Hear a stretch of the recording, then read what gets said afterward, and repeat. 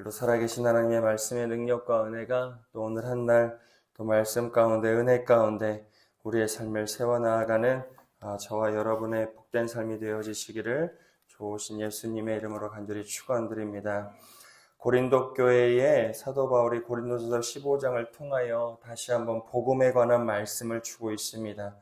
하지만 그 복음의 말씀의 핵심이 그리스도의 부활 또 우리의 부활이기 때문에 부활이라고 하는 것을 중심으로 복음을 다시 한번 설명하지요. 어제 우리가 읽었던 말씀 중에도 가장 중요한 것은 성경대로 그리스도와 그리스도께서 우리 죄를 위하여 죽으셨다. 하지만 그 죄와 사망을 깨트리시고 부활하셨기 때문에 우리는 죄와 사망의 종노릇이 아니라 또 하나님의 자녀다운 삶을 부활 때문에 살아간다는 것을 사도 바울이 분명히 이야기합니다. 하지만 고린도 교회 가운데에는 그 부활을 믿지 못하는 사람들이 있었습니다. 특별히 몸의 부활을 부정하는 사람들이 있었습니다. 왜냐하면 당시 그 고린도 교회 또 그 지역 또 그 시대를 관통했던 그들이 가졌던 사상, 철학이 몸은 부정하고 영혼만이 고귀한 것으로 여겨졌기 때문에 몸이 부활한다는 것은 부정한 것이 다시 부활하는 개념이었기 때문에 영적으로 부활이야 그것을 완전히 부정하진 않았지만 오늘 본문에서도 몸의 부활이 분명히 있는데 그 몸의 부활을 부정하는 고린도 교회 내의 신앙, 복음이 흔들리는 문제를 지금 사도 바울이 다시 한번 논리적으로 그들에게 권면을 하고 있습니다. 우리 12절의 말씀을 같이 한번만 읽어보겠습니다. 12절입니다. 그리스도께서 죽은 자 가운데서 다시 살아나셨다함을 전파되었거늘 너희 중에서 어떤 사람들은 어찌하여 죽은 자 가운데서 부활이 없다 하느냐. 분명히 죽은 자 가운데서 다시 살아나셨다. 그것이 성경의 증언이고 너희들이 들었고 전파되었는데 어찌하여 죽은 자 가운데 부활이 없다 한다는 그들의 신앙을 지금 지적하고 있습니다. 그리스도의 부활, 성도의 부활과 분리될 수 없지요. 그리스도가 부활하셨기 때문에 성도도 부활의 때 반드시 몸의 변화와 함께 부활할 것을 사도 바울이 이야기합니다. 오늘 우리가 그 부활의 증거, 부활을 온전히 믿지 못하면 사도 바울이 19절에 보면 얼마나 우리의 삶이 불쌍하냐. 우리가 부활 없이 지금 신앙하고 있다? 얼마나 우리의 신앙이 불쌍합니까?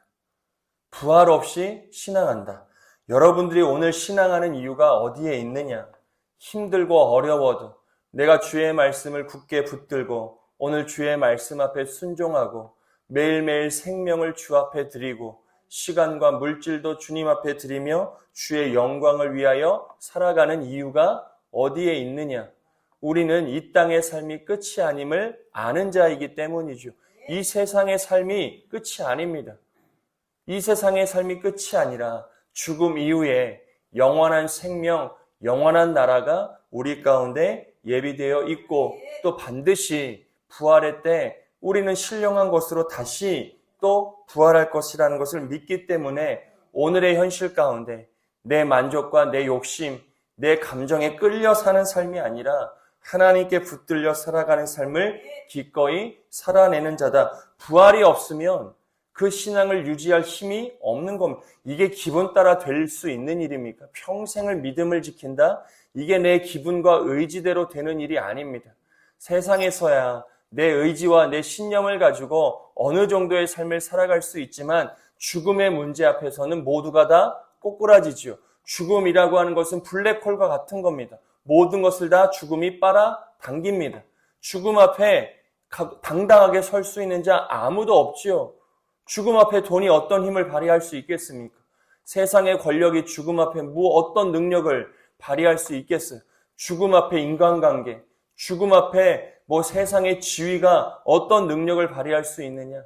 죽음 앞에 당당하자는 것이 아니라 죽음을 두려워하지 않고 죽음이 끝이 아니라 죽음 이후에 영원한 생명이 있음을 알기 때문에 우리가 그 부활의 믿음을 가지고 죽음도 당당하게 또 말 표현이 그렇지만 감사함으로 또 죽음도 맞이할 수 있는 이유는 성도가 부활의 신앙을 가지고 있기 때문에 그렇습니다.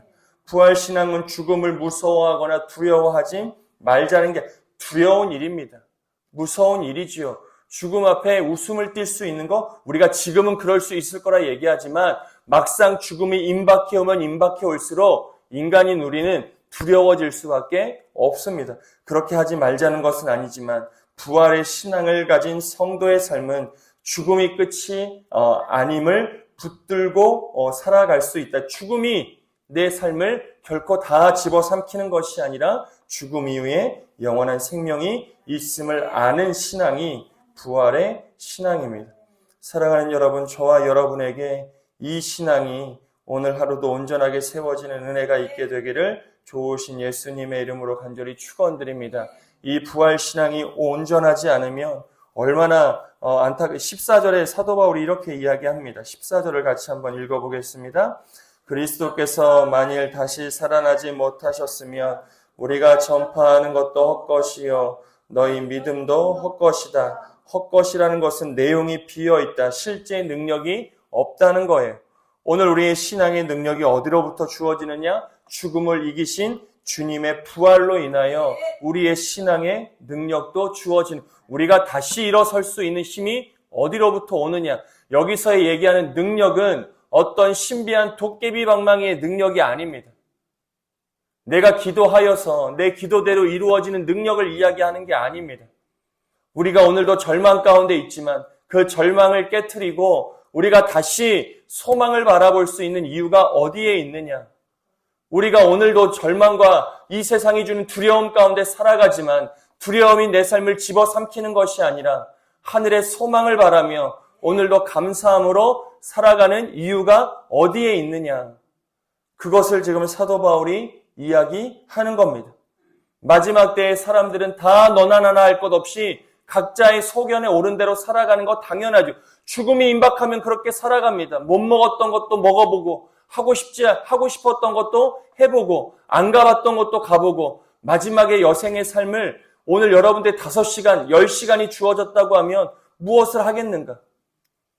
세상 사람들은 그렇게 살아갈 것이.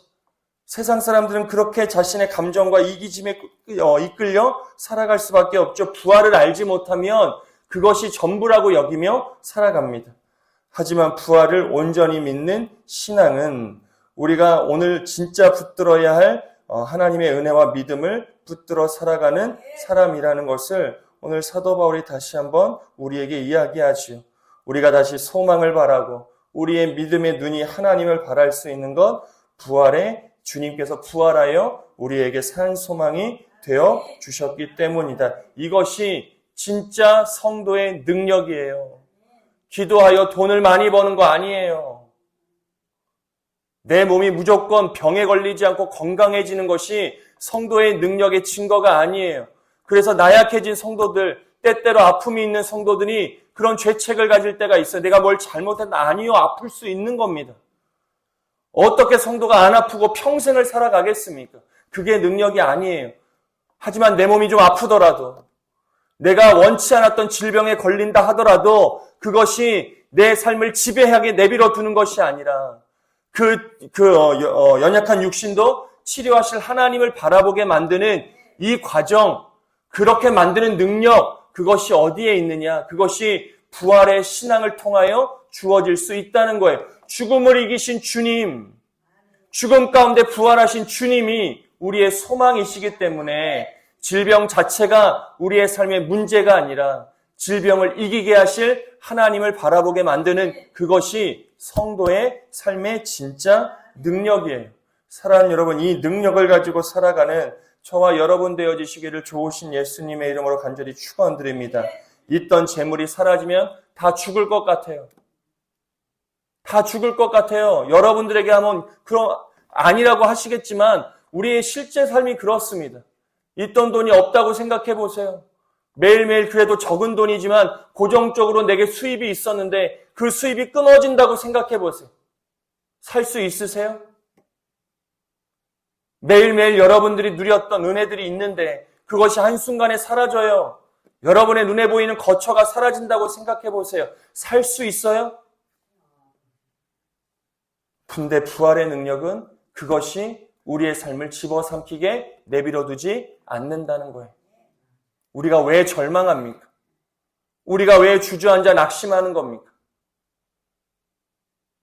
우리가 있어야 될 게 없어서 우리가 절망하고 두려워하게 되고 정말 생각하지 못했던 변수가 우리를 좌절하게 만드는데 우리의 낙심과 좌절, 두려움의 근원적인 문제는 우리가 온전한 복음, 더 나아가 부활, 온전하게 믿지 못하는 그 믿음 때문에 우리의 삶의 두려움과 좌절과 근심이 몰려올 때가 있음을 우리가 깨달아 살아갈 수 있어야 돼요. 그래야 우리의 매일이 진짜 붙들어야 할 진리를 붙드는 삶이 되지. 진리와 세상의 헛된 것들을 겸하여 붙들어서 어쩔 때는 믿음 붙들고 내 기분 좋을 때는 부활의 증인처럼 살고 내가 좀 힘들 때는 어떡하든 이 삶을 내 방법대로 눈에 보이기 편한 대로 내가 세워보려고 아등바등 내가 힘 있을 때 그래도 내가 좀 능력 있다고 생각할 때는 내 힘과 능력을 작동시키지요. 그러니 믿음과 신앙이 언제 우리가 좋아지면 세상 사람들이 언제 하나님 앞에 나오게 되는 겁니까? 어려울 때예요. 결국 내 힘으로 아무것도 할 수 없을 때 사람들이 주님 앞에 꼬꾸라지는 겁니다. 우린 이야기해요. 좋을 때 오지. 좀 편안할 때 오지. 그래도 좀 잘 나갈 때 그때 주님 앞에 헌신하지. 근데 그게 우리가 쉽지가 않아요. 그렇게 살지 않는 것에 대해 우리가 오늘 감사할 뿐이지요. 우리도 똑같아요. 우리가 좀 잘 되고 내 힘이 있고 내가 에너지가 있고 내가 마음먹은 대로 다 된다? 우리가 신앙할 이유 사실 없지요. 우리 마음대로 안 된다는 걸 알기 때문에 우리 뜻대로 되어지지 않는다는 것을 알기 때문에 오늘도 세상의 소망이 아니라 하늘의 소망을 붙드는 것이 우리의 인생의 참된 가치임을 알기 때문에 오늘도 하루의 첫 시간을 주님 앞에 엎드려 우리가 살아가게 되는 겁니다. 이것을 귀히 능력 있게 여기시고 평생의 이 자리를 지켜가는 저와 여러분 되어지시기를 좋으신 예수님의 이름으로 간절히 축원드립니다. 기도하는 게 가장 큰 능력인데 기도하는 분들이 그 능력을 잃어버릴 때가 있어요. 내가 할 수 없고 능력이 없어 기도하는 것처럼 우리 스스로가 생각할 때가 있다고요. 야, 저 사람은 능력 있고 세상 가운데 당당하니 기도 안 해도 저렇게 잘 되는데 나는 세상 가운데 할 수 있는 게 없고 나는 세상 가운데 초라하고 그래서 내가 할 수 있는 게 기도밖에 없다고 기도하면서도 우리 스스로가 이 기도의 가치를 떨어뜨릴 때가 있다고요. 아니에요. 사랑하는 여러분, 기도가 우리 인생의 가장 큰 능력이에요. 이 자리에 앉을 수 있는 거 감히 어느 누구가 이 자리에 앉을 수 있겠습니까? 오늘도 하나님이 택하시고 하나님이 능력 주시는 자가 이 자리에 앉아 그 능력을 구하는 거지. 우리가 능력 없어 이 자리에 앉는 게 아니에요. 우리가 할 수 있는 게 없어서 정말 세상 가운데 실패하여 이 자리에 앉아 있는 게 아니에요. 여기 계신 분들도 얼마나 힘을 가지고 능력을 가지고 삶을 세워가실 수 있으세요. 하지만 주님이 내 인생의 도움의 전부라는 걸 알기 때문에 오늘 이 자리에 앉아 주님께 기도하며 우리의 삶을 세워가는 것이죠. 이것이 내가 오늘 할 수 있는 가장 큰 능력 있는 가치 있는 일임을 꼭 기억하시고 평생에 이 자리를 지켜가시고 이 자리에 내 뒤에 있는 내 자녀와 자손들도 어딘가에서 이 기도의 자리를 능력 삼아 살아가는 그 은혜가 여러분들 뒤에도 꼭 이어지는 은혜가 있게 되기를 좋으신 예수님의 이름으로 간절히 축원드립니다. 사도 바울이 마지막 19절 이렇게 이야기해요. 19절의 말씀만 우리 같이 읽고 말씀 마치겠습니다. 19절입니다. 만일 그리스도 안에서 우리가 바라는 것이 다만 이 세상의 삶뿐이면 모든 사람 가운데 우리가 더욱 불쌍한 자이리라. 신앙의 모든 삶은 부활이 있기에 헛되지 않다. 우리는 반드시 부활해요. 위에 보면 성도, 그래서 부활을 믿는 성도, 그리스도 안에 있는 부활의 신앙 안에 있는 성도의 죽음은 죽음이 아니라 오늘 본문이 뭐라고 얘기해요? 잠이라고 이야기하는 거예요. 잠을 자요. 언제까지요? 부활의 때까지 잠을 자는 거예요. 성도의 죽음이 끝이 아니기 때문에 그리스도 안에서 잠자는 겁니다. 그리스도 안의 죽음은 끝이 아니라 부활을 기다리는 잠. 왜냐하면 부활의 아침과 영광은 반드시 믿는 자에게 오기 때문에 그렇습니다. 이것을 믿고 살아가는 자가 이 세상에서 진짜 가치 있는 삶이에요. 이걸 모르고 사는 자가 불쌍한 자이지요. 그러니 우리의 복음 전파는 이런 불쌍한 사람들, 그렇다고 우리가 우월하다는 이야기, 그런 개념이 아니에요. 그걸 모르는 너희들은 불쌍해, 그런 개념이 아니에요. 그걸 아는 나는 너희와 달라, 그런 게 아니에요. 그걸 여전히 모르고 세상 가운데 살아가는 저 한 영혼을 우리가 오늘도 불쌍히 여기며 우리와 같은 참된 가치, 진짜 능력을 받아 살아가는 은혜의 성도가 되기를 바라는 마음으로 우리가 세상을 섬기고 사랑하며 살아갈 수 있어야 된다. 그것이 세상을 향한 정죄의 도구가 되지 않아야 돼요. 봐, 너희들 불쌍한 자야. 성경에 나와 있어. 부활을 모르면 불쌍한 자야. 너희들은 망했어. 아무것도 할 수 없어. 정죄의 도구가 아니라 이 말씀이 세상을 향한 우리의 사랑의 도구가 될 수 있어야 된다.